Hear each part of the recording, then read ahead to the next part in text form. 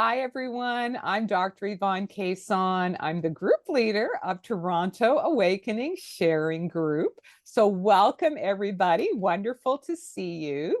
Toronto Awakening Sharing Group is a safe space to come to learn and to share about all kinds of spiritually transformative experiences. And we used to have in-person meetings in Toronto, but with COVID, we switched to online. And now we have people from all over the world joining us. We love to know where you're joining us from. So please take a minute and type into the chat where you're joining us from today. I happen to be joining you. Yes, I'm in Toronto, Canada. Our speaker is in Brampton, just outside of Toronto. And we have somebody here from Texas. We have somebody here from let's see here, Algeria. Where is Algeria? Is that in Africa? Wow. Shannon. Yes, it's in North Africa. Where is Algeria? It is in North Africa. In North Africa. That's wonderful. Welcome. Thank you so much. Thank you. And from Texas and from all over. So welcome, everybody. So it is my great pleasure today to introduce our featured speaker, who is going to be Brent Spirit. Now, Brent Spirit was born in Pakistan, but immigrated to Canada at 1 year old. And he lives in Brampton, which is just outside of Toronto, Canada. He is the host of the wonderful The Spiritual Awakening show, and he serves others as a spiritual teacher and guide. He offers support to people going through Kundalini Awakening and spiritual emergence. Since his childhood, he has been in a mystical and mysterious spiritual awakening process involving expansive states of awareness, non-duality, and no self realizations, Kundalini Shakti Awakening, emotional healing, and much more. Today, he heeds his calling to raise awareness about spiritually transformative experiences, especially Kundalini Awakening, to start conversations with others about far out topics, and to accompany fellow travelers on the path. So with that, I'm absolutely delighted to introduce Brent Spirit. Hello, welcome everyone. I'm Brent Spirit. Thank you all for joining today. Dr. Yvonne Cason, thank you so much for the introduction. I appreciate it. So we've got a lot to cover today. Got some slides to share with you. Of course, my presentation is titled Kundalini Shakti Awakening, Evolution, and the Healing Power of Unconditional Love. So we'll fly through some of the content today. And towards the end, I'll definitely be happy to answer any questions. So let's take a look at what we'll go through. So first, I'll talk a little bit about myself, who I am. Of course, we'll answer, what is Kundalini Shakti Awakening? We'll explore the idea that this is a universal phenomenon known to all of humanity, or all of humanity has access to it. And with that said, the process is unique for each individual. So these are two major themes in my teaching and my sharing that I've also had to understand for myself in order to move forward. After that, we'll talk about some of the signs and quote unquote symptoms of Kundalini Awakening. And I'll elaborate on why I've put symptoms in quotation. Next, we'll talk about some of the causes of Kundalini Awakening. And we'll look at a major theme, which is, of course, the emotional and psychological purification period that often comes with the Kundalini Awakening process, which is where many of the challenges stem from. And so we'll talk about that. And of course, I'll explain a little bit about my own purification and healing process and how I manage that. A major part of how I managed that was with what I like to call the healing balm of unconditional love. I'll talk about my process in general following that, and I'll leave you with a little bit of some insight about trust and surrender. We'll close with some tips, and then I'll take some questions. So let's move ahead here. So who is Brent Spirit? It's important that I give you a sense of who I am, my background, and my experience. so that you can make your own judgment calls when listening to me here today or when consuming anything that I've shared anywhere else. Now, I don't share this lightly. I really mean this. You got to take what resonates with you and leave behind what doesn't. Within spirituality, this is a cliche term. We hear it all the time. Sometimes maybe it's even taken for granted, but I really think that this is a gold nugget that we should all keep in mind, to take what resonates with us, leave behind what doesn't. Discernment is a really important skill in this journey, if not the most important one. I think it can protect us from being harmed by things that don't really serve us, and it can also lead us to things that do.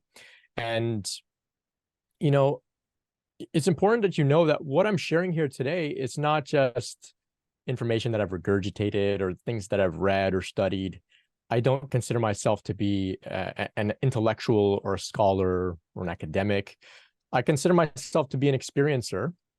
And so none of this is theoretical or hypothetical for me. This is all very real. I've been going through this process for more than half my life. And I share that with you because I know that for many others out there listening, I know that you're also experiencers, and that you're also not necessarily just interested in this topic, but you're living it as well. And I want you to know that you're not alone. And that's why I'm here today, to share and say, hey, these are some of the things that I went through. Maybe you did too, or maybe you're going through it.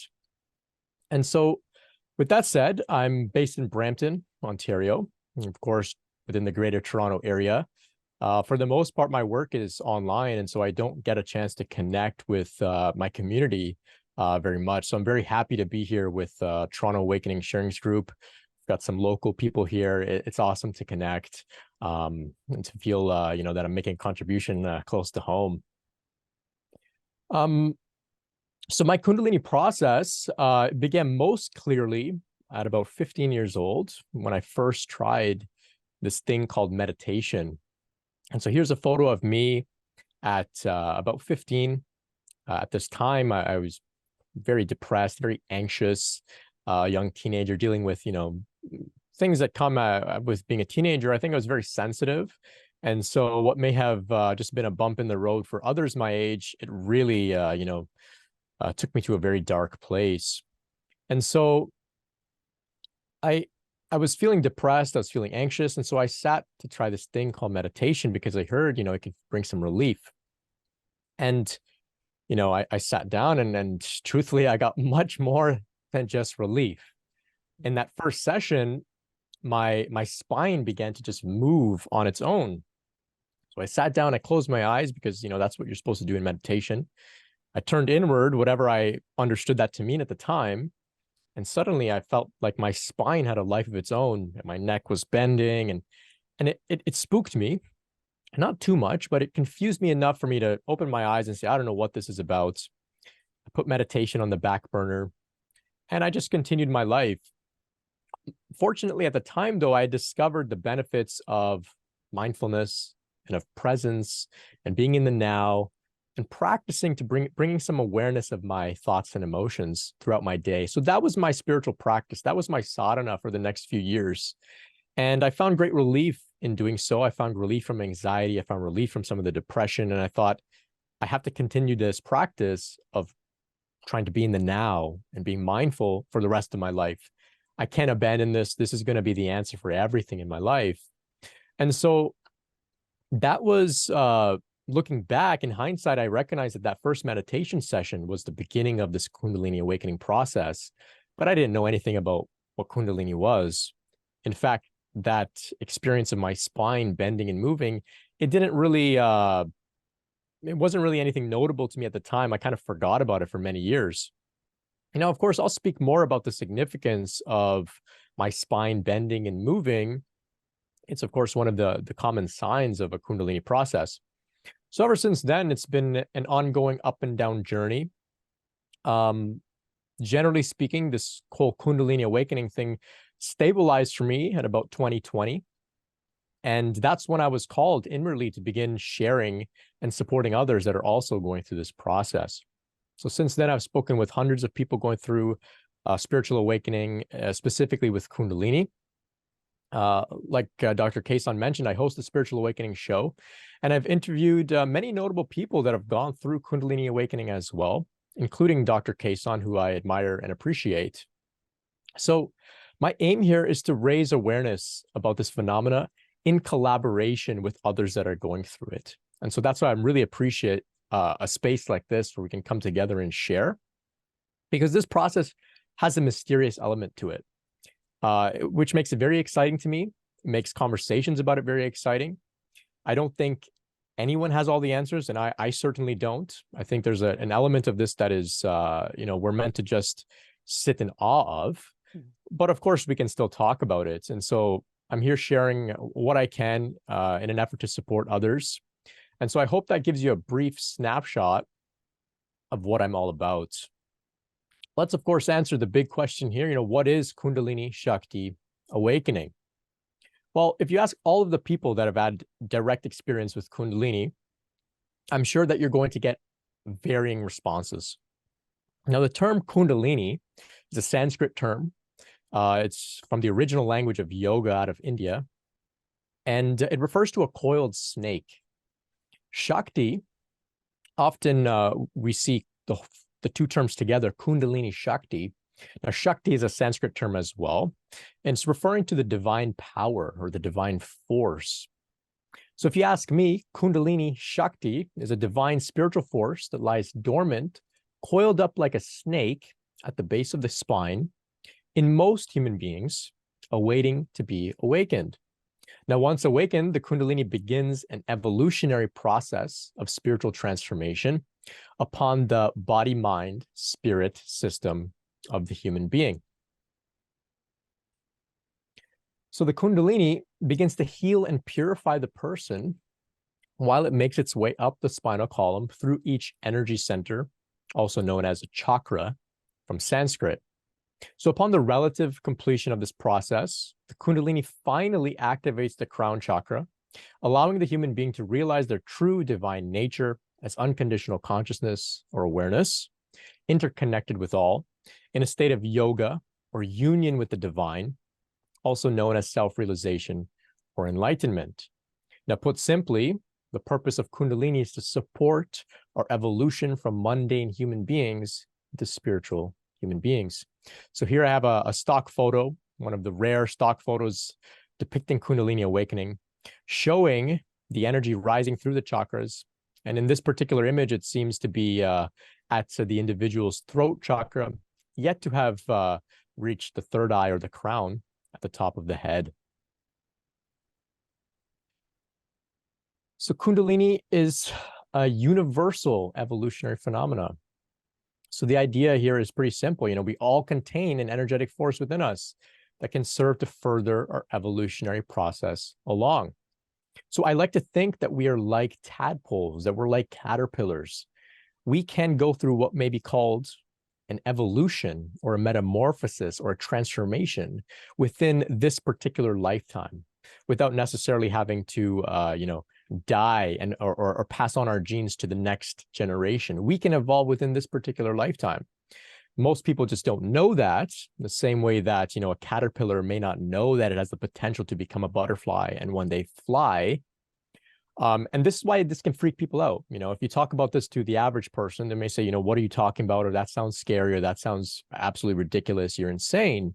And this is understandable, right? I mean, I imagine if tadpoles can have a conversation, they say, one day we might be able to walk on land, and other tadpoles will say, you're crazy. That's blasphemy. That's nonsense, right? And so another reason for why this may freak people out, and these are the stories that we often hear about Kundalini, is that it can be a very intense, difficult, challenging, even frightening transformative process. So people can hear this and they can say, well, I believe in it, but I don't want to touch that. I don't want to mess with that. It's very dangerous. And so that can also be a reason that people aren't open to really exploring this in depth. So it's similar to a caterpillar, wrapping itself up in the cocoon, essentially dying, turning into a goop, and then metamorphosizing into a butterfly and being reborn. So it's quite scary if you think about it, right? I imagine it's very scary for a caterpillar, or it would be, maybe if they have an ego, I'm not sure about that, but you get what I mean here. And so for this reason, it's it's a pretty far out topic that's not very much spoken about. Even in some traditions that acknowledge it, it's very esoteric, it's very secretive. It's only, the information about it is only shared with people that are on the precipice of the process or going through it. But I think at this point, many people are going through this process, and so it's important that we talk about it openly. So this process, like I said, it's universal.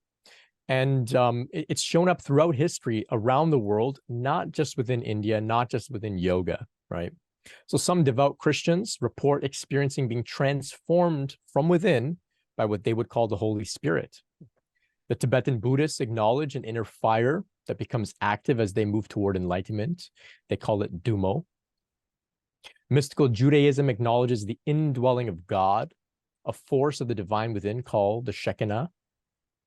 So this is a universal human phenomenon around which many religious and spiritual traditions have formed. Of course, this is just my view. I'm sure this can be argued, but when you're going through something like this, you begin to look around for evidence of others, and it becomes very clear, right? So I just use the word Kundalini because it's the most popular, and I find that the yogic literature is rich, and it's some of the best we have in terms of speaking about it very directly. So I like the word Kundalini. I don't think we need to reinvent the wheel and use a whole different terminology. It's just important that we do acknowledge that this process of spiritual transformation is natural, it's human, and it's universal. It can be discussed using a variety of different languages, metaphors, concepts, and imagery. So here, of course, we have two figures. I'm sure we can all recognize Jesus Christ, the Buddha. I think there's something very similar about these images. And of course, we can see the halo around these people. And I perceive this and understand it to be that force called the Kundalini, call it the Holy Spirit, call it Dumo, reaching the crown, reaching the top of the head and activating a person's consciousness so that they can experience a state of enlightenment, as the Buddhists call it, a state of union with God, as maybe the Christians call it, Christ consciousness. So to me, this is what these individuals went through. They went through this spiritual transformation, which of course the yogis would call Kundalini, but it goes by many different terms. So Kundalini process is unique for everyone. So the previous description that I shared, admittedly, not to throw you for a loop here, but it was an oversimplification of a rather complex and mysterious process. So I shared earlier that the Kundalini is coiled at the base of the spine like a snake, and once awakened, it rises upward toward the crown. However, as with most things in life, there are nuances. Nothing is black and white.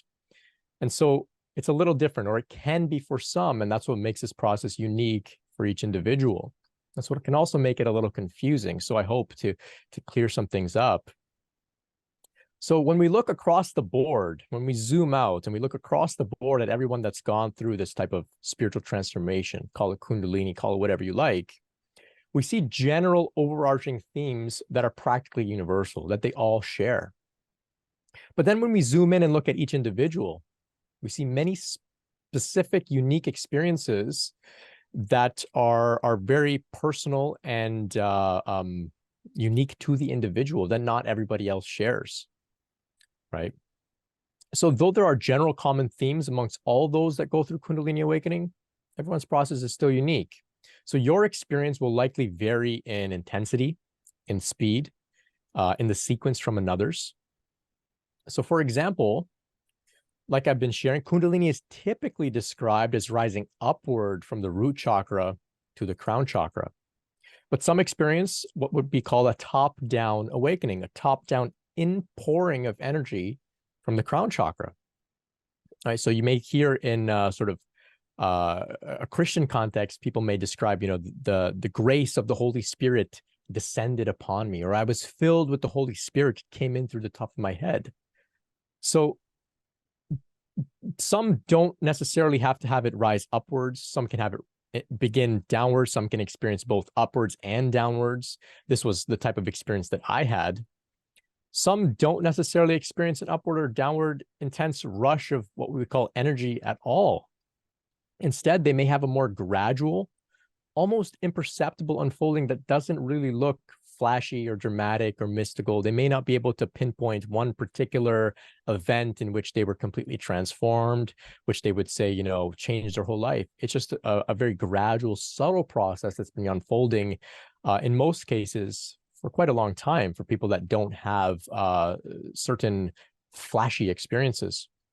And individuals like this, they may not even know that they're in the midst of a Kundalini awakening process. This is very important to understand. I'm going to keep saying, the process is unique for everyone. Some may have, exciting mystical experiences. They may leave their body. They may encounter divine beings. Their awakening may be associated with a near-death experience. Others don't. It just, there's nothing really notable. Now, this doesn't mean that they're more advanced or they're not worthy. It's just what life has in store for them. But regardless of the quality or the intensity or the duration or the type of awakening that we have, everyone is transformed and evolved in some way or another through this process. So I encounter many people who are going through genuine Kundalini awakening processes. However, they doubt the validity of their experience because they believe that their situation must match the description that they may have read in a book or maybe they've seen through another person. So they say, well, I had an inpouring of energy. My friend who I really trust had rising from the root. So I must be going through something completely different. Maybe something is wrong with me. Maybe that was nothing. And so there's doubt because they maybe feel like their process has to match a certain criteria. Or even worse, this idea can go even deeper. Sometimes other people will come along, maybe people of authority, maybe teachers, guides, mentors, and they'll say to a person, oh, you can't be going through real Kundalini awakening. Your experience is not consistent with what I went through or with what my guru went through or with what the ancient texts say, or you're too young, or you're not pure enough, or, I know you did bad things in your past, so there's no way you're having a Kundalini awakening. And so this can really invalidate a person. It can make a person feel, very alone, very confused, and very doubtful of their experience. And so part of my intention here with this work is to validate others and to recognize the variety of different ways that this process can unfold. Because whenever anybody comes along and dismisses you, of course, this is all nonsense. This is a universal human experience. It's rare, but it's not unheard of. It's documented. If you look in there, there's books that describe this process, very well. Dr. Kason has books about this. The yogis have books about this. The Tibetan Buddhists are very well equipped to discuss this. If maybe you read some of their texts or are in some of their circles. So it's not that it's unheard of. It's just rather rare. And I think as more and more people are going through this, the conversations about it need to become more open, more public, so that people can understand more about their experience. Because I come across people who have been going through something like this for years and just didn't have a term for it, didn't have a word for it, didn't have anybody to relate with. They don't even know what to look up on Google, right? There's many ways in which this transformation can unfold. So now let's talk about the signs and quote unquote symptoms of the Kundalini awakening process. So how do we know if we're going through it? So I put symptoms here in quotations. The reason that I do that is because often when we hear symptom, we think that this is associated with something going wrong, a sickness, an illness, a symptom of a problem. And so then people will maybe perceive Kundalini awakening to be a problem. And of course, my stance is that it's not a problem at all. This is no different than a caterpillar going through metamorphosis to become a butterfly. Puberty is not a problem. Pregnancy is not a problem. They have individual specific signs, but I don't consider them to be symptoms. But of course, I like to use the word symptoms here because, when I publish things online, people are searching for symptoms, Kundalini awakening symptoms. That's what they're looking for online. And so in order to get their attention, I may use that word, but I always like to preface by saying, I don't think that there's symptoms here. There's signs. There's signs that we can pay attention to. So Kundalini is a great evolutionary process. Like I said, it's similar to puberty. The experience that we have, they may be confusing, they may be challenging, but they're not symptoms. You know, growing hair under your arms when you're 13, it can be confusing, it can be challenging, it can be distressing, but it's not a symptom. It's a sign of development. So it's important that we keep this in mind, because many will demonize this process and make it out to be a syndrome. You know, they'll say, oh, Kundalini syndrome, you're suffering from Kundalini syndrome, or I have to find a cure for Kundalini syndrome. I don't look at it in this way. I don't think that we have to find a cure for a syndrome. I think we have to learn how to cooperate with a natural process, a natural evolutionary process. So it's a challenging process, but in the long run, it's a blessing. So of course here, I'm going to share some of the signs and symptoms, but I'm not a doctor. And of course, this isn't medical advice. Some of these experiences may be signs of a genuine illness that requires genuine medical attention. So it's important that you consult your doctor. And I'm not here just saying this to, you know, cover myself. I really mean it. You can be ill as well as going through spiritual transformation. You can have both at the same time. And sometimes people will over spiritualize their health. And, you know, all they need to do is visit a doctor and take their doctor's advice and move on in their journey, but they may make it out to be a whole spiritual thing. So I like to think, you know, everybody here is God, whether they know it or not, including doctors that maybe are completely dismissive of spirituality. They're God in disguise too. And nothing wrong with consulting our doctors as we go through this process, even just for peace of mind to rule out things. So let's look at some of the signs here. This is not an exhaustive list. And some of the specifics that we'll talk about here, they may vary greatly for each individual. Everyone's experience is unique, though there are general universal themes like I've shared. So you, if you happen to be in this process or beginning this type of process or awakening, you may recognize that you have all of these signs or symptoms, or you had at some point, or maybe just one or two. You don't have to have all of them. Just one or two may be indicative of a Kundalini awakening process. So some of the most obvious ones here we have are the energy rushes in the spine, either up or down. They can be intense, they can be subtle. So this is similar to what I experienced that first session in meditation when my spine began to move. The energy began to become activated in my spine. As well, we can, you know, find ourselves going into spontaneous movements, vocalizations, stretching, shaking, and so on. These are called kriyas in Sanskrit. If you're curious to look up a term online to explain some of your phenomena, kriyas is a great term. There's a lot of information there. We can also be called into spontaneous meditative states. You know, suddenly maybe you have no meditation background and you just, you know, you close your eyes and suddenly you're off somewhere else, or you're in a spacious awareness, or you're finding peace, or your mind is stilling on its own. These things can happen in the midst of Kundalini awakening. We can also experience shifts in perception of ourself and the world. We may feel interconnected. At times we may, you know, look at another person and feel, wow, you know, we're one, we're all connected. You may look at nature. You may even look at an inanimate object, and the sense of separation seems to fall away from time to time. So these things can happen as well. Here's a photo of an individual in a yoga pose called shoulder stand. So this was a pose that I found to be quite relieving for me, and almost like intuitively my body would want to go into this pose. I would consider that to be a kriya, and there can be many. In my view, all yoga poses or asanas are inspired by this process in actuality. You know, we can feel interconnected with the divine, with what we may call source, with other people, like I mentioned. So you may just feel this interconnectedness with God, whereas prior you felt maybe God was up in the sky and you were down here. Now maybe there's a feeling of being up in the sky and having God down on earth with you. It's the two seem to merge. Of course, the wide array of mystical experiences can come. Out-of-body experiences, psychic phenomena, what the yogis call siddhis, all sorts of mystical experiences.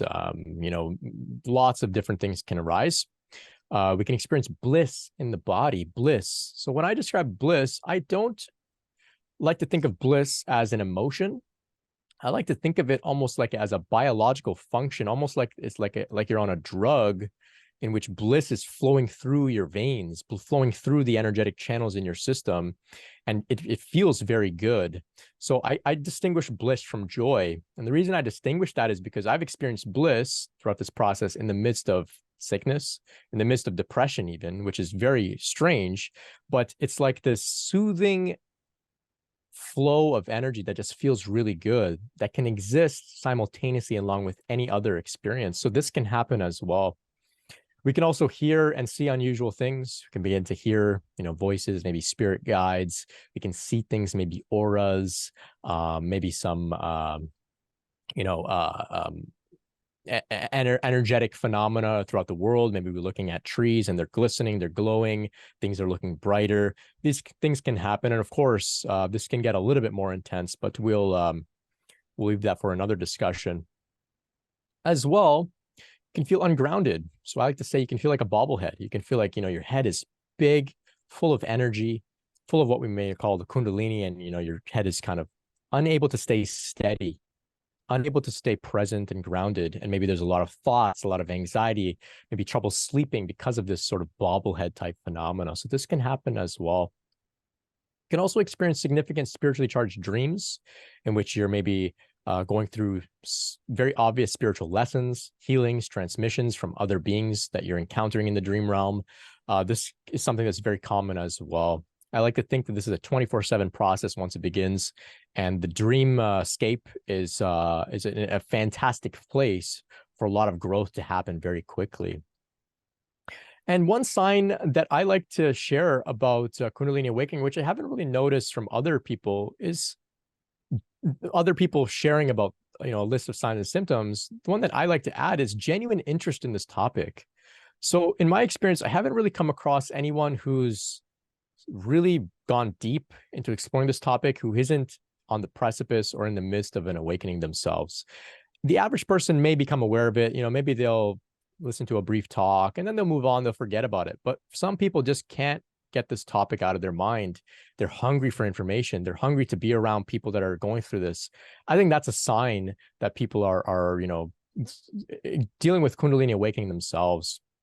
And of course, here I've bolded emotional and psychological purification process as one of the clear signs of Kundalini Awakening. So I've bolded it here because it's something that we're going to get into very soon, and it's a very important part of the process. So let's briefly go over some of the causes of Kundalini Awakening. So of course, meditation, deep prayer, chanting, breath work, psychedelics, or plant medicine. Some individuals, rare, but it's not impossible, they experience blunt trauma to the tailbone, and this can trigger an awakening.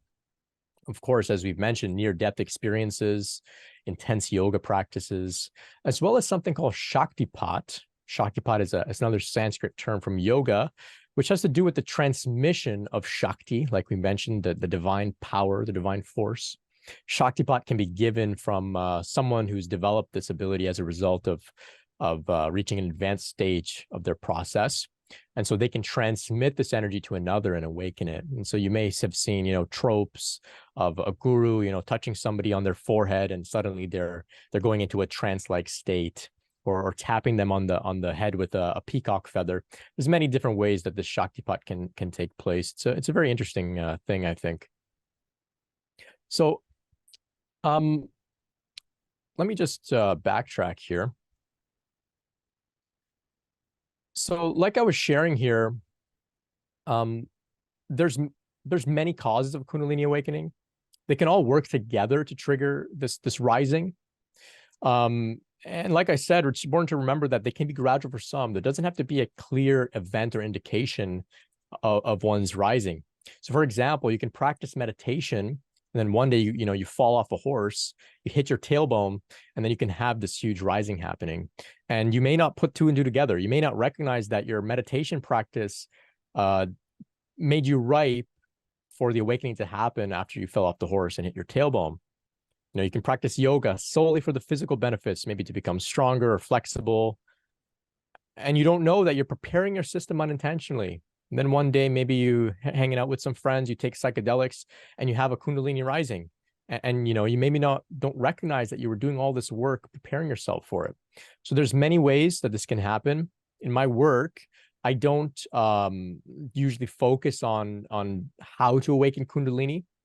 I got enough people that are already in the midst of a process that I'm here to support.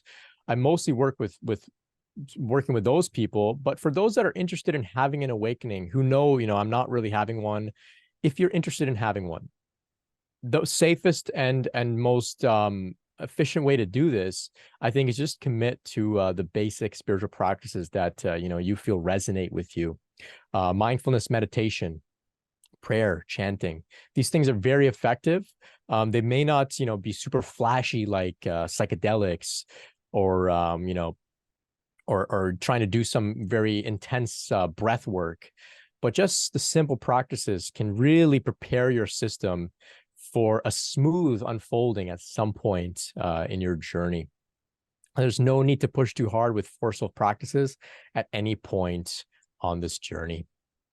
So now let's talk about the emotional and psychological purification process. So meaningful growth, transformation, and evolution does not come easily in any context in life, right? So for most people, the Kundalini process involves a significant upheaval of emotional and psychological content. Things from the past, such as karma or trauma, they begin to surface to the forefront of one's awareness. And so this period can be called the purging or purification period. So we cannot soar high while still carrying heavy weights and baggage. This is how the Kundalini process heals us. So the only way out is through our pain, through our baggage, through our karma. So we cannot avoid, we can't run away. We have to sit with what's arising as we go through this purification. So with courage, with understanding, with trust, we sit with what's arising and we allow it to be released. So the reason that I do this work is to let people know that when difficult things are arising, as we go through this purification period, nothing is going wrong. In fact, everything is going right. So painful things are expected to arise during the purification period. So once you know you're going through Kundalini Awakening, and once you anticipate that purification is going to be happening, when things come up, something going wrong. This is part of the process. So we come to expect it and understand it. So we're not meant to figure out how to stop the painful things from arising.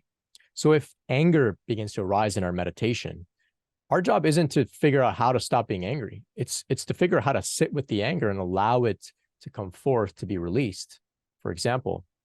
So we're meant to create a safe container for these things so that things can arise without being avoided or suppressed.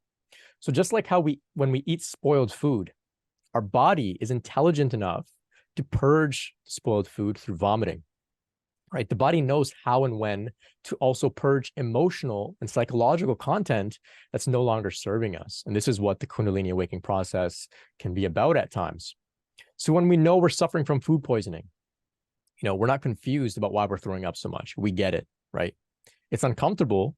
We don't like to throw up. It doesn't feel good. We may want it to stop, but to some degree, we cooperate with our body's healing wisdom and we ride it out. And on some level, we thank the body. Well, thank you for recognizing that something is in me that doesn't need to be here, and for automatically, spontaneously purging me of it, right? It's the same way the Kundalini works.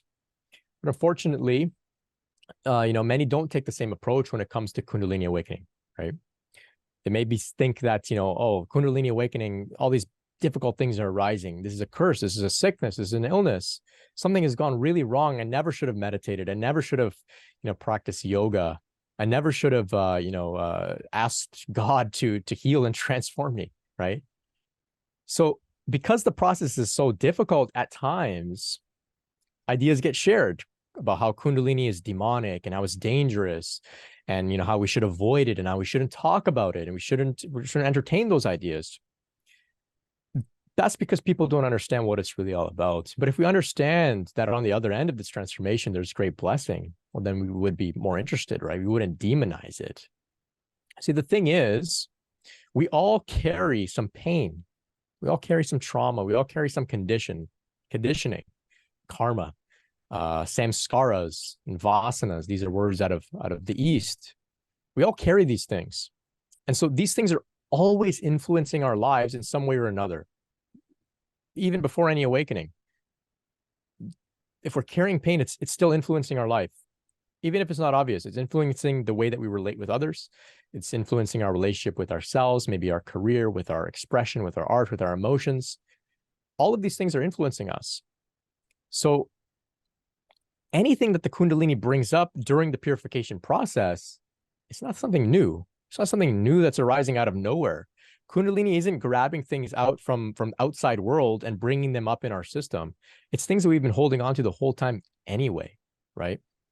So this could be things that we've been holding on even for lifetimes, since childhood, maybe even lifetimes prior. If that's an idea that you are interested in. So as we go through any purification process with Kundalini, we exchange a short but challenging period, a temporary period, for a lifetime and beyond of living in a newly healed state without all of that baggage, right? So we exchange a short period of time for then the rest of our existence to not have those things bogging us down. So this sounds like a pretty good deal if you look at it that way. In the midst of it, I understand it's difficult, but the idea is to zoom out and see, what is the silver lining? What is the purpose behind all of this? All right. So with this type of understanding, we can embrace the journey. We can look at it as an opportunity for healing and growth, right? And beyond this now, how can we even go further? Well, we can incorporate what I like to call the healing balm of unconditional love. So spiritual maturity and the next stage in our evolution as human beings, in my view, requires the ability to remain equanimous with uncomfortable experiences. So unconditional love, I like to define it as recognizing that everything in existence, no matter how ugly, uncomfortable, negative, or painful, it's all interconnected and part of the divine spectrum of light. All of it. Anything you can think of, anything you can name, it's all part of the spectrum of light. And recognizing anything, that is an act of love towards it. So by offering unconditional love to painful emotions, painful thoughts, memories, sensations, and experiences that arise during the Kundalini purification process, we give those things permission to be released and healed. So we offer unconditional love by allowing all experiences to enter our heart space without pushing them away, and by saying to them, I see you, I love you, namaste. So namaste is a Sanskrit term that means the light in me recognizes the light in you. I'm sure you've all have heard this. It's easy to say that to our friends and our loved ones when we're all feeling good and things are all going well, right? It's easy to see them as beings of divine light. It's easy to offer them unconditional love in this way. But what about when things aren't going well? What about when we're experiencing difficult thoughts, emotions, memories, and sensations in our body? Can we say namaste to those experiences? Can we recognize that those difficult things that are arising are also part of this divine spectrum of light? Can we say, I love you, I see you, namaste to them too? Well, if we can, this is a sign of great spiritual maturity, and it's incredibly powerful for giving those uncomfortable things a space that they need to be dissolved in the light of our unconditional love. And this is how we heal. And not only this, can we also offer ourselves unconditional love and comfort in the midst of our own purification period, in the midst of our own suffering? Can we hold ourselves as if we're our own child, maybe crying, maybe feeling pain, and saying to ourselves, I love you, I see you, namaste. It's okay that you feel this way. Your thoughts are valid, your feelings are valid, your emotions are valid, your memories, all valid. Right? So this is how we offer ourselves the soothing balm of unconditional love towards all parts of our being. So the Kundalini Awakening journey will lead us toward union with the divine, a lived experience of oneness and interconnectedness. So oneness and interconnectedness sounds great, but if you really think about it, it's got to include all the ugly things too. It's got to include all the uncomfortable things too.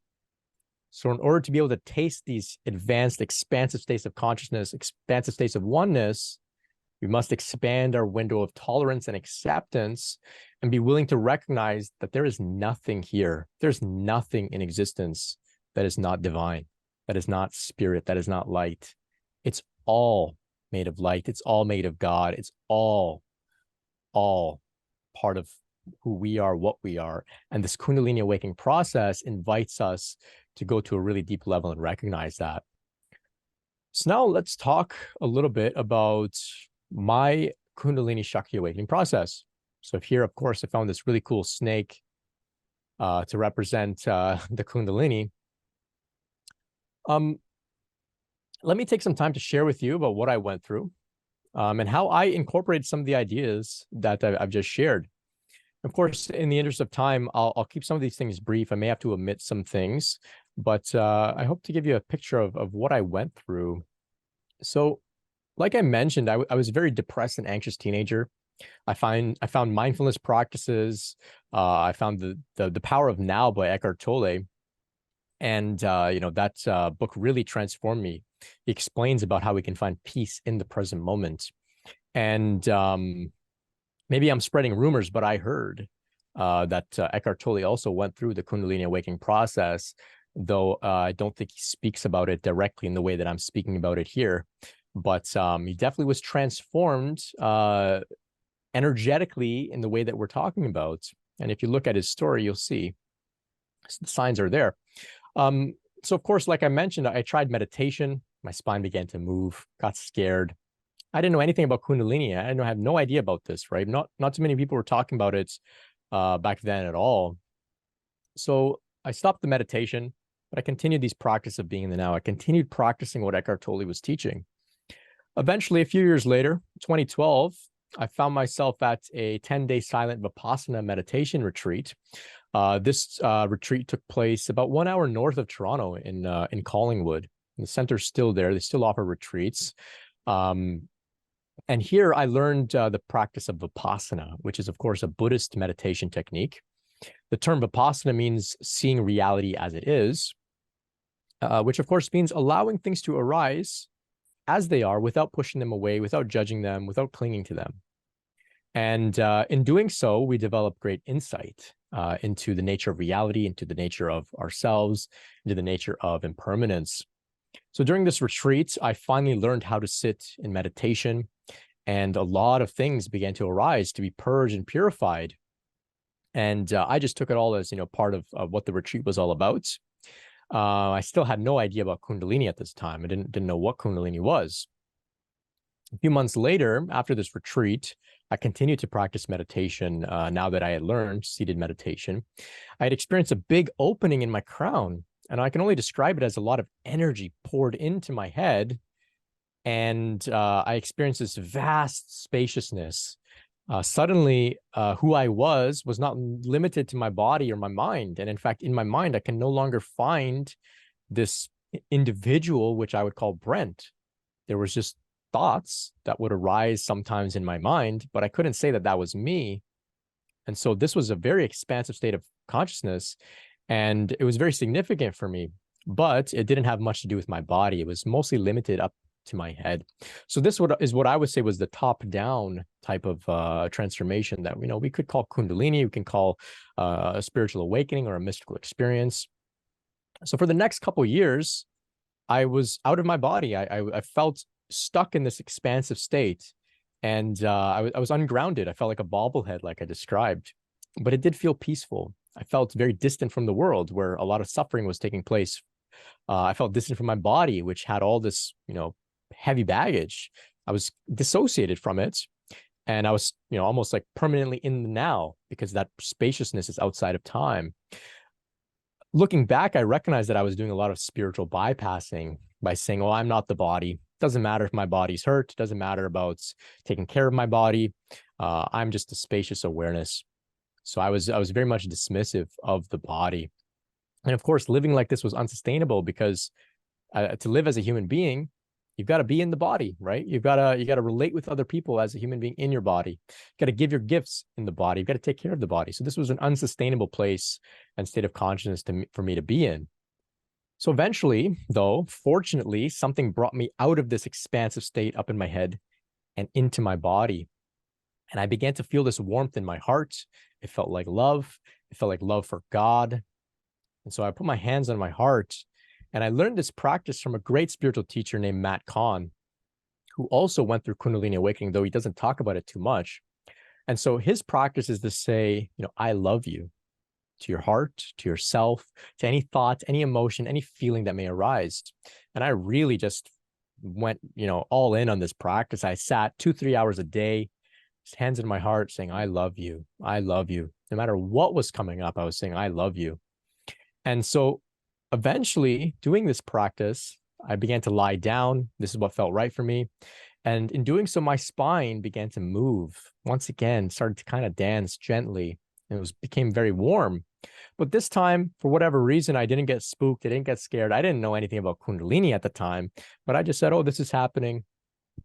Excuse me. This is happening. Interesting. No problem. Just keep saying, I love you no matter what's happening. And so this is the practice that I did. I just loved myself, my thoughts, my emotions, no matter what was coming up. Well, after about a year of doing this practice for a few hours a day, I found myself exploring psychedelic mushrooms, magic mushrooms, psilocybin.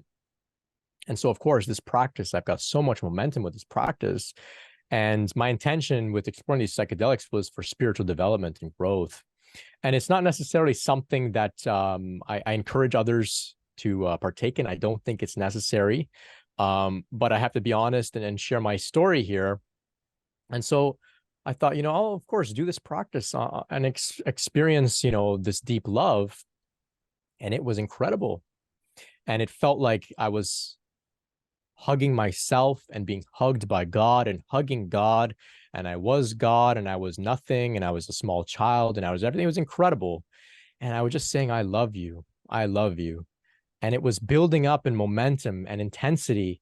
And eventually, this huge burst of energy, like a freight train moving through a very small channel in my spine, burst up from my root. It blasted through each of the energy centers in my spinal column, up to the top of my head. It exploded outwards. I had left my body, and I was in this transcendent space in rapture, in bliss, in ecstasy. It was incredible. And then after an unknown period of time, I returned back into my body and I looked around the room and I was everything. I was just it was connected with all. And I thought, what the hell was that?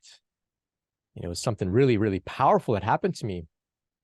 But I still didn't know anything about Kundalini per se, though I was familiar with teachers that had gone through this process, but for whatever reason, they weren't speaking about it so openly. So I didn't understand that this was Kundalini.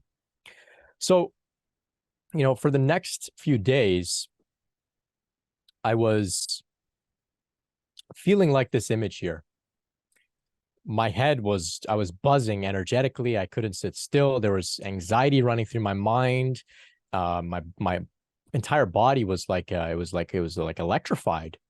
And I didn't know what happened. I didn't know what that experience was. I didn't know, what's going on with me. And so eventually a friend of mine said, hey, I spoke to them and I said, this is what happened to me on that experience. And she said, that sounds like Kundalini Awakening. Ram Dass spoke about Kundalini Awakening and he described something similar to you. And I said, oh my God, Kundalini Awakening. I heard about this thing. I know Ram Dass. I love Ram Dass. I thought, oh my gosh, I had a Kundalini Awakening. Suddenly it all started to make sense. Now, fortunately, it only took me a couple of weeks to realize this. I know some people, it takes them decades to realize that they had a Kundalini Awakening. So from there, of course, I started to Google and research, and I learned there's going to be a purification period. And that's probably what's happening. That's why I'm feeling so anxious and all these things are arising. So then I became very much on board with the process. I said, okay, I understand what's happening here. I started to listen to Ram Dass, Eckhart Tolle, and Matt Kahn in a new way. And I said, okay, I've got to take their teachings and apply them. I'm going to rely on my foundation in meditation and mindfulness and self-love and let whatever comes up come up. And so I spent the next 6 weeks in my room saying, I love you 6-7 hours a day to whatever was coming up. And intense things came up. Sickness, fever, sweating, shaking, vomiting, crying, things from my past childhood, things that I'd repressed very deeply were coming up. Raw emotions that didn't seem to have any connection to any experience, things that felt like they were from the collective, things that seemed to be from past lives. All sorts of incredibly difficult thoughts, emotions, feelings were coming up. Weird paranormal things were coming up. Like I mentioned, some of the psychic things, seeing energy, encounters with very strange but powerful divine beings would come and meet with me and offer me healing and guidance and encouragement. All sorts of things, a wide array of phenomena was happening to me. And through it all, I just stayed steady and just kept saying, I love you. If it was something good, maybe I was happy about it. But for the most part, a lot of it was ugly and dark, and I just stayed steady with it. And so what happened was, after each healing cycle, I found myself feeling a little bit more clear, a little bit more open, a little bit more awake, a little bit more interconnected. And so that's how I got on board with the process. I understood, last night was a tough night. I went through something really deep from my past. Today, I'm feeling lighter and more awake and clear. This is healing me. This is cleansing me. Okay. So from there, after a little bit of those cycles and understanding what was happening, I got excited about it. I would sit in my room with such great confidence, and I would say, darkness, come forth. I'm ready to love you. I'm ready to see you. Anything that wants to come forth, I'm here, ready to love you. And then things would come up, and I would just stay steady and purge and purify and release those things to the light. And this is how I began to find stability and to overcome this purification period. So I understood, I wasn't a victim of this process. Today, I'm still in that process to some degree or another, but it's not as intense whatsoever. I'm still a work in progress. I'm still human. If you talk to my friends and family, they'll say Brent's just a normal guy. But for the most part, I survived that intense purification and purging period. So from there, I found myself now feeling clear, and suddenly this incredible creativity came online. I had this creative urge. I just really wanted to express, and I fell in love with the light.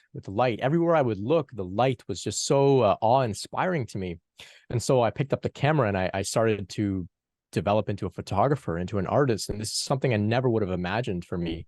I had never really had any visual art skills, but I following the flow, I've developed into a professional dog photographer, something really bizarre that I never would have imagined.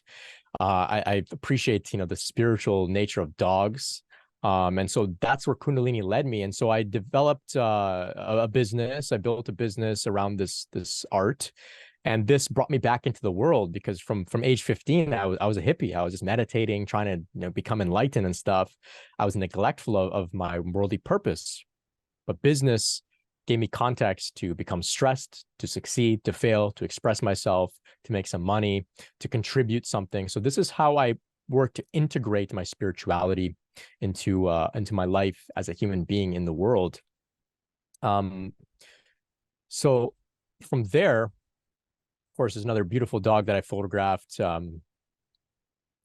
Really love dogs. You look in their eyes, the spirit is so obvious. We're just getting ready to wrap up here. So I focused on photography, forgot about spirituality. I said, I got to be in the world. Well, after a few years of that, 2019, I went to meditate, first meditation in a while. And suddenly I was receiving some very clear guidance from source, from spirit. Said, serve as a messenger to support others going through what you went through, Kundalini awakening, spiritual awakening. There's people out there that are struggling, that are confused. Share your experience, share what you can. And I was reluctant to accept this mission, this calling. I said, well, I don't know much. I don't know what to do. But source reassured me that I would be, supported, and the opportunities would come, the insights, the ideas would come. And so from there, I began to share.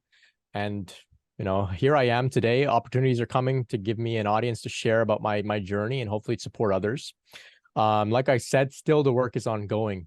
The work that I'm doing now provides context for what's happening inside still, the further expansion of consciousness. So still a work in progress, but just here to share and not keep this all to myself. So I'm looking at the clock. I've got 3 minutes. So I'll leave you with a few final points here. Trust and surrender is so key. We cannot carry this process on our own with our ego. We didn't use our ego to go through puberty. The intelligence of our system knew what to do, and we surrendered to it. We didn't get caught up in trying to understand every little detail. We trusted it like innocent children. And we can take that same attitude to this process as well. So trusting in the innate intelligence of the body and the innate wisdom of the universe, of God, which is within us, we can succeed in this process, okay? This is how we learn how to collaborate with the divine, learning how to collaborate with the divine. So I've got some final tips here for surviving the Kundalini awakening process. Of course, we want to become our own advocates. So the world may say you're crazy, this is not real, you're making it up. In my case, people could say, oh, you did psychedelics and that was a psychedelic trip, Brent. The world is not expected to understand you, but you have to become your own advocate. You have to go out and do your own research, question things, be curious. The world is not necessarily ready to have these conversations on a grand scale yet, and we have to be okay with that. We want to address the victimhood that may arise by understanding the process, right? We want to snap out of victimhood by making sense of this. So whenever I come across a person who says Kundalini is the worst thing that ever happened to me, it's because they don't understand what's happening. So by understanding, by speaking to people that have come to a point where they're not feeling so bad about what happened to them, this is how we can move out of victimhood. Take note of each of your wins and the benefits you've gained. So every little thing should be documented in either a mental journal or a physical journal, but every little win. If you have a difficult day and you purge something and the next day things feel a little better, note that down in your journal. If you note that you clear something and that topic no longer triggers you, note that down in your journal, so that when you're in a dark place and you think that this is everything going wrong, you can open your journal and you can say, well, I've got pages and pages of all of these wins. This has to be something working out for me. Okay. When you feel alone, when you feel misunderstood, when you feel isolated, find the others. And we're here. I mean, we're here together. There are other people out there. You're not alone. This is a documented process. More and more groups online are out there. You don't have to necessarily even connect with them and speak with them. Just know that they're there. Just know you're not the only one, because loneliness can really eat at us, right?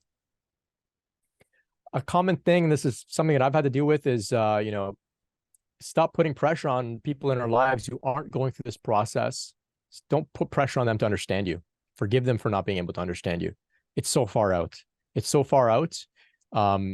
Truthfully, I think most people won't understand unless they're going through it themselves. So forgive them. That will allow you to release resentment, which will help you to feel better.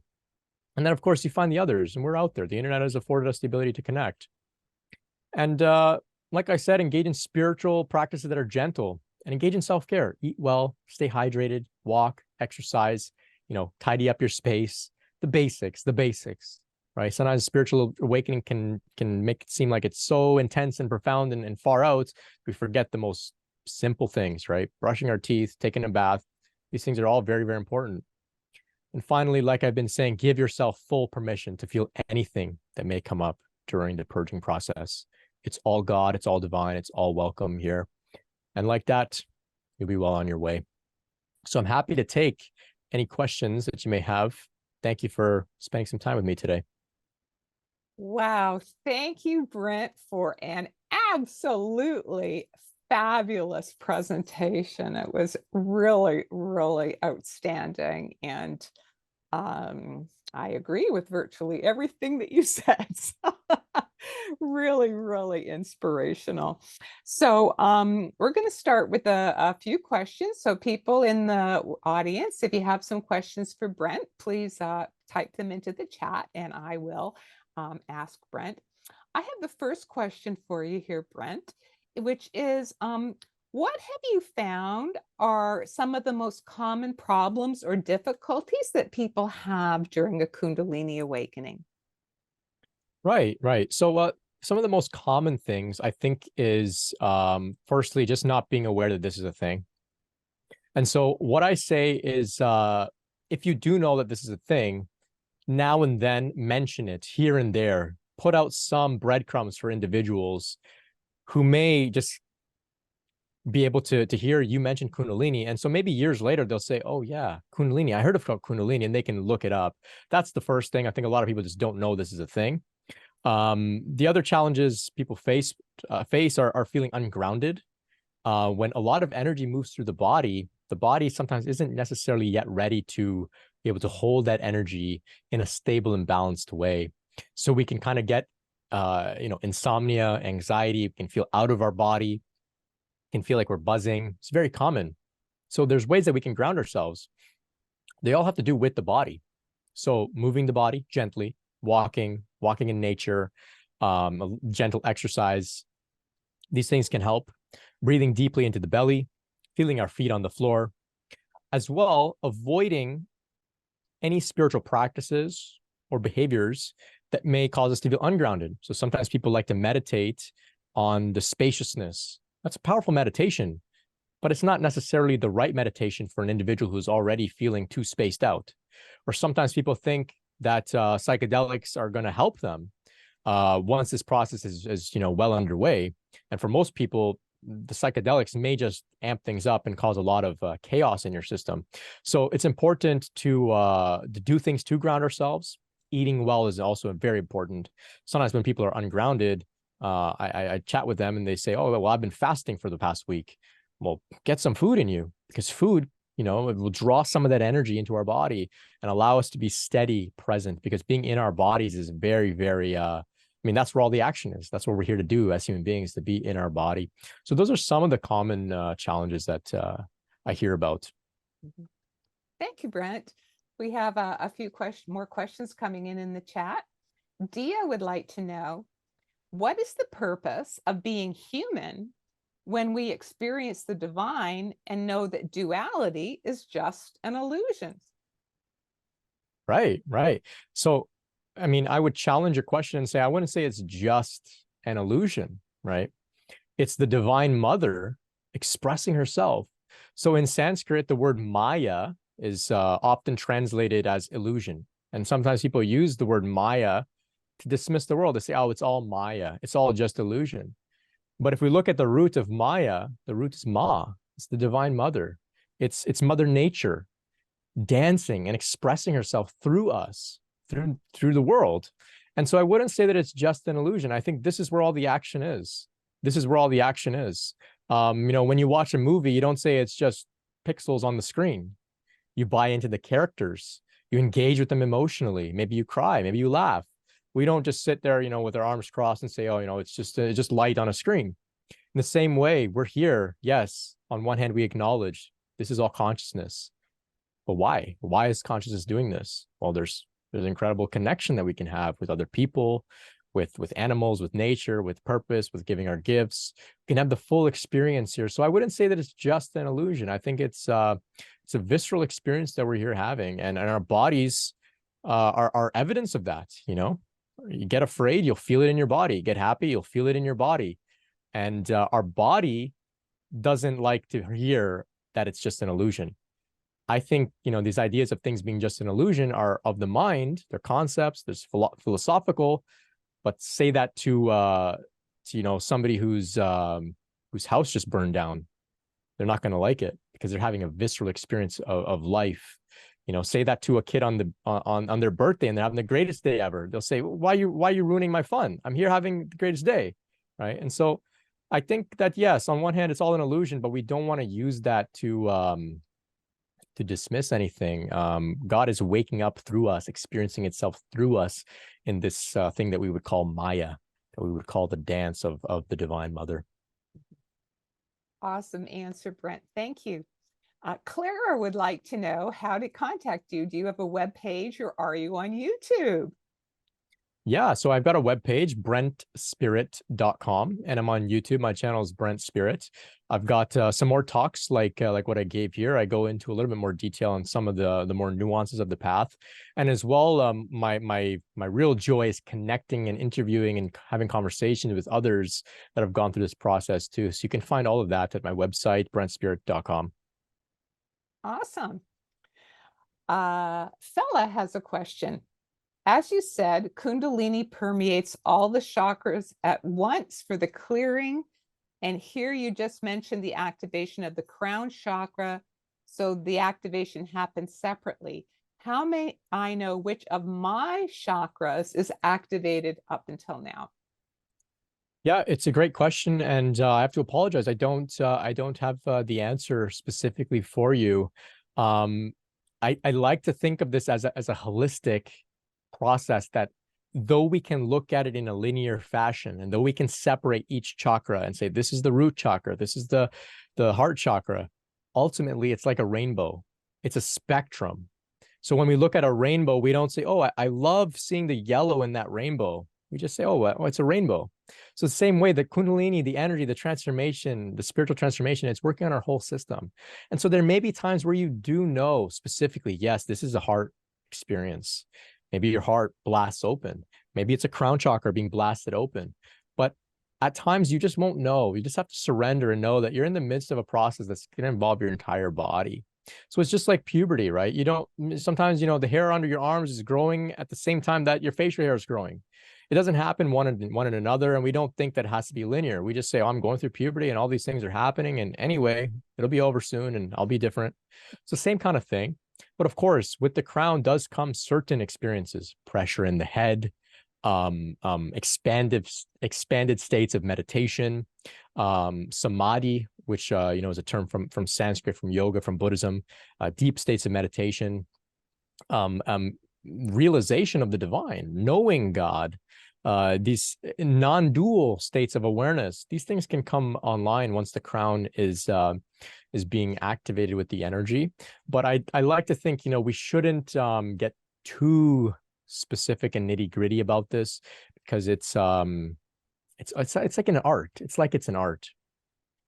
You don't get too scientific about art. Awesome. Awesome. Mark has a question for you, Brent. Mark says, I did have what I think was a Kundalini experience in my late 20s. I got spooked and backed off for a couple of years. My question is about low back pain. Could that be the energy stuck that needs to move up the spine and be released? Is this common, do you think? Or I realize it could be a purely physical cause. What are your thoughts? Right. Well, I'm happy that you say that you realize it could be a purely physical thing. I think it's important, like I said, consult your doctor and do the things that the average person would do if they had lower back pain. I don't think that those things will impede any Kundalini process if you are experiencing Kundalini awakening. It sounds like you must be. I mean, you're here listening to us. You said earlier in your 20s, you likely had some sort of experience. Lower back pain is very common. It could be perceived as what some may consider a block. Now, my attitude, and this may vary between others, but my attitude towards blockages is not that there's actually something that we need to do about the block. I think that if we just support our system with self-care, with gentle practices, we create the space for the intelligence of the Kundalini energy or the Kundalini force to move through any blockages on its own. So what you may be perceiving when you feel like quite literal block or pain, you may be perceiving that the energy is trying to move. It's trying to make its way through. But maybe your environment internally and externally is not conducive. It's not, it needs a little bit more refinement in order for the energy to then make its way up. So that's what I would say. Address the context, allow the energy to take care of the specifics. Sometimes people see a blockage and they say, I got to take care of the specifics. What can I do to release a lower back Kundalini blockage? And they maybe will learn some sort of specific breath work, or they'll go to a certain healer, or do specific yoga poses. That may help. But it's important that we take care of the external context and allow the energy to do its work. That's my approach. And I take that approach because I'm not an expert. I don't know which specific things we can do. I only know how to just relax, take care of ourselves and our system, and engage in gentle spiritual practices and allow this process to unfold on its own. Thank you, Brent. We have several more questions. I'm going to try and squeeze in a few more for you. For sure. Phyllis says, right after a release of any kind, she might start crying, shaking, vomiting, feel happy, smile automatically. What does it mean? And does it have anything to do with my higher self?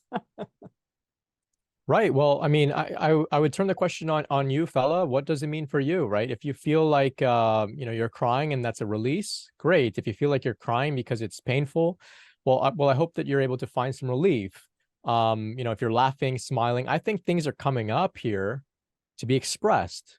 And I don't know necessarily what it has to do with your higher self per se, but perhaps as things are coming up to be released, it's making more space for your higher self to come forth now that things that were maybe in the way, such as sadness, maybe you've cried it out, and now your higher self can have a little bit more space in your consciousness. Mm-hmm, mm-hmm. Awesome. Janice has a series of questions, and just for time, I'm going to ask all three together. She'd like to know, how can we start our journey with the intention of experiencing Kundalini awakening? And if a person has suffered a lot of trauma in their life and is wanting a Kundalini experience, could this maybe be too overwhelming? And her final question is, are we chosen by God as to whether or not we will have a Kundalini awakening? Great. So I'll begin with the last question there. Are we chosen by God?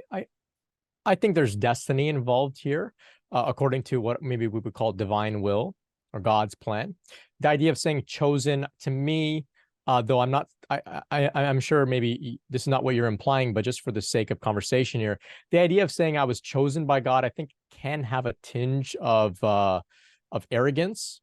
So I don't like saying that I was chosen by God and that's why I had a Kundalini awakening. I say it was up to God. This is what God wanted for me. I think everything unfolds according to God's will, divine will. And this is one thing that I learned going through this process, is that all there is here is God. Even people, average person on the street, every step they take is God's will. So what would I say for an individual looking to have a Kundalini awakening? Well, I would say engage in basic, simple spiritual practices. Now that you're aware of Kundalini, you have some sense of what you're working towards. Gentle mindfulness, gentle meditation, prayer, chanting, devotion, whatever feels right for you at the time. And one specific thing you can do is rule out any teacher, author, guide, speaker, mentor who hasn't had an awakening, hasn't had a Kundalini awakening. Only hang around with those that have. And what happens is, of course, they're teaching things to bring their students, their readers, their listeners to the type of awakening that they're sharing, which automatically, will rule out you wasting your time with practices that aren't going to bring you there. As well, there's also an energetic transmission that takes place from those that are abiding in a state of radiant consciousness in which the Shakti, the Kundalini Shakti energy can be transmitted. And so it's not that you need to get specifically Shaktipat, which is the active, transmission from a guru, but just by hanging around these individuals in books, even reading their books, the Shakti is there and it's emanating and you can pick up on it. And that will really support you as you go through your process. So sometimes people, they'll pick up a book, like I've got one here, this isn't by Ramana Maharshi, but it's about Ramana Maharshi, right? And many people, he had a Kundalini awakening as well. It's not talked about too much, but he's a great saint. Many people never even heard of this guy, and they'll see his picture somewhere and they'll get a blast of that Shakti. So hang around teachers that have gone through this process, read their stories. It will help you a lot. Now, for those that have a lot of trauma, I don't think it's something that you should shy away from per se, but what you should do is go gently. Avoid intense pranayama with the intention of awakening Kundalini. Avoid psychedelics with the intention of awakening Kundalini. Tell your system, I'm ready. I want to go through this, but be gentle with me. And I like to say that the intelligence responds. It understands. It's compassionate. It's not impersonal. And gradually, your awakening will unfold in a way that you're able to manage for the most part. At times, it will be intense. that's just the way it is for some. It will be intense. And that doesn't mean that you've done something wrong. As long as you just maintain an attitude of trust, all will be well. Awesome, awesome response. So this will be our last question for today, Brent, although we have several more. Sorry, everyone, we don't have time to get all your questions. You'll have to contact Brent directly with the rest of them. So Sophie says, after having a full-blown Kundalini awakening, I have for years now energy going down from my head into the heart, then to the root over and over again. When the energy passes the heart, all the stories in my head get quiet. Are you familiar with this? And is there an end to this? Yeah, so I'm familiar with this type of experience. You know, some would say that this is the shifting from the identity or the sense of I or me from the head into the heart, where the mind gets quiet and we're in the center. So I like to think of the heart as the center. Of course, you have 3 chakras above, 3 chakras below, the spiritual chakras up in the head, the human chakras, you know, in the rest of our body. The heart is where it all kind of merges and comes together. So maybe when you know, the energy moves into your heart, your mind becomes quiet. Maybe, I'm not sure, but that might be something that's a little uncomfortable for you, or maybe you know, you can't function in the world in that place. But I think over time, you'll learn how to navigate from the heart without it being like, you know, you're just like a blank, you know, like a mute or something. Like you'll find the skill and the balance of using your mind when necessary, but then when not necessary, you'll just fall back into the heart. And I think that maybe I'm not sure, maybe what you know, your Kundalini is preparing you for and showing you. It may stop as, so I like to think of all of these types of phenomena as carrying out a function. So when these cycles carry out their function and they balance whatever needs to be balanced out, they integrate whatever needs to be integrated, they show you what you need to be shown, eventually it will stop because it doesn't serve a purpose anymore. And then different things may arise, or maybe nothing arises anymore and it's just quiet. But in terms of thinking that, you know, is this going to be like this forever? I don't think so. I don't think so. Awesome. Well, thank you, Brent Spirit, for an absolutely outstanding presentation. It has been so heartfelt and so helpful, and there have been tons and tons of comments in the chat about how just everybody really appreciated it.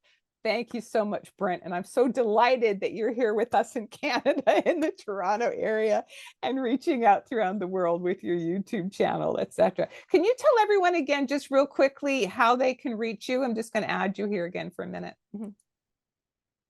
For sure. So you can reach me at brentspirit.com. That's my website. I've got some free courses, a 67-part Kundalini Awakening series, of course, featuring Dr. Yvonne Caisson's interview, among others. You can find me on YouTube, Brent Spirit, as well as Instagram at Brent Spirit. It's one word. I'm just looking at the chat here.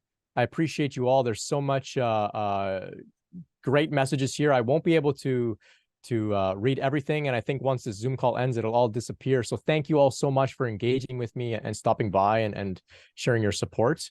You can reach out over Instagram. If you have a question, I'll do my best to respond over the instant message.